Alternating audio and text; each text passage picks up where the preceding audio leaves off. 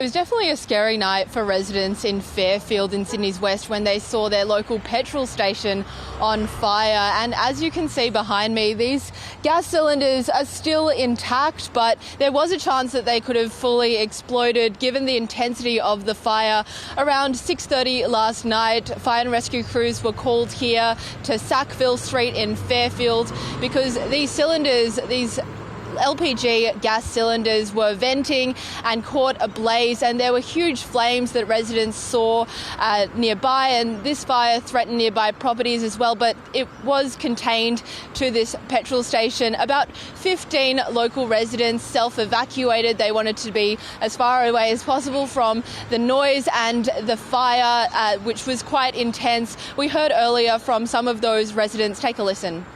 We came to fill up petrol, and we just saw the whole thing burst up in flames from the start till it got put out now. And how big were the flames? What did it look like? It was pretty big, it was massive. It went up to the tree almost next to it. So basically we were driving, and then we were trying to fill up the petrol, and then all of a sudden just flames started coming out of nowhere. And how big were the flames? What was it like down there? It was reaching the tree and everything, and it spread even the house at the back and everything.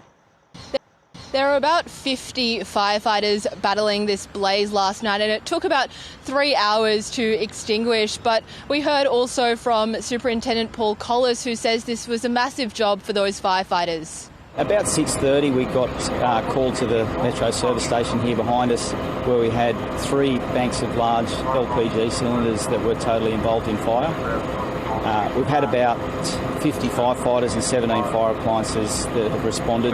The fire was spreading to the service station building, the house on one side and the houses behind. So it was a challenging and complex incident. Alison, there was a factory fire overnight nearby. What are the details there? That's right, Karina. So fire crews were kept really busy overnight. Around 4 a.m, the Vinadex plastic factory at nearby Smithfield caught a blaze. That's only about 5 minutes from where we are here in Fairfield, and that factory manufactures plastic piping, and so firefighters were concerned about accelerants and other things inside that building. So their priority was to make sure that that fire was contained to just one section of the property so it didn't continue to spread.